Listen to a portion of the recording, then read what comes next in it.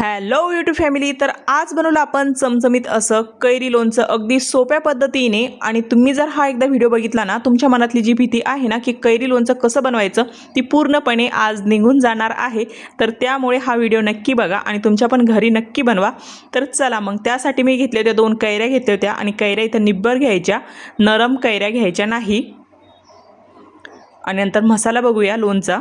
तर त्यासाठी घेतले होते मी 2 चमचे शोप घेतली होती, 1 चमचा हळद, 3 चमचे मोहरी घेतली होती, 2 चमचे धनी पावडर, 1.5 चमचा लाल तिखट आणि 2 चमचे मीठ आणि नंतर काही लवंग, काळे मिरे आणि दालचिनी एवढा मी मसाला घेतला होता कैरी लोणचं बनवण्यासाठी। नंतर कैरी व्यवस्थित धुवून घेतली आणि व्यवस्थित पुसून घ्यायची। आणि पुसून झाली की तर कट करून घेऊ अगोदर लोणचं कैरी।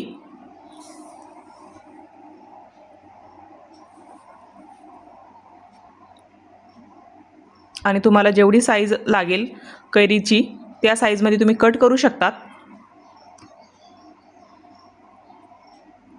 आणि आता उन्हाळा आहे तर थोडं आंबट गोड खावं असं वाटतं आपल्याला, तर त्यामुळे लोणचं जर घरात असलं की थोडं भाजीचं पण टेन्शन आपलं थोडं रिलॅक्स होतं।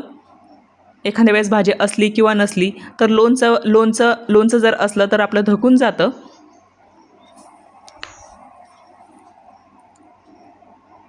असे तर मी कैरी कट करून घेतली।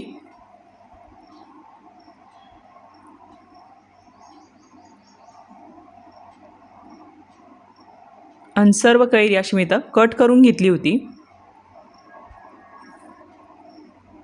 नंतर एक टोपले घ्यायचं, त्यामध्ये कट केलेली कैरी घालायची, नंतर घालायची हळद, नंतर मीठ आणि व्यवस्थित मिक्स करून घ्यायचं।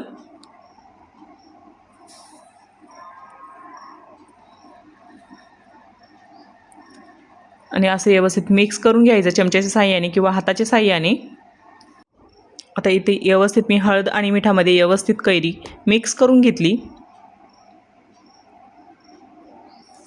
आणि नंतर झाकण ठेवून बाजूला ठेवून द्यायची 10 मिनिटासाठी। नंतर इकडे मिक्सरला मिरे, दालचिनी, शोप मिक्सरला फिरून घ्यायची।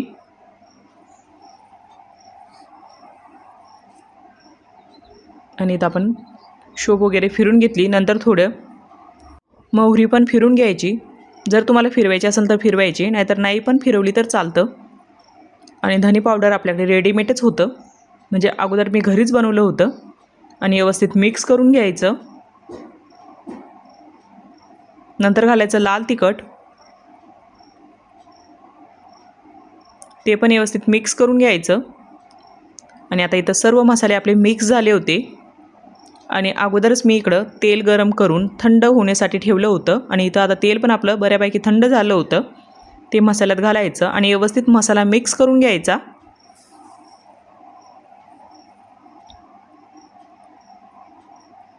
आणि असं मिक्स झालं की इकडे आता आपली कैरी पण तयार होती मसाल्यामध्ये जाण्यासाठी। आणि अशी मसाल्यामध्ये घालायची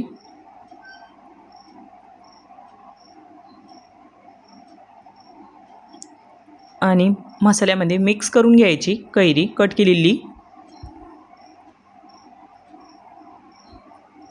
आणि असं आपलं एक्स्ट्रा पाणी निघून गेलं होतं कैरीमधलं।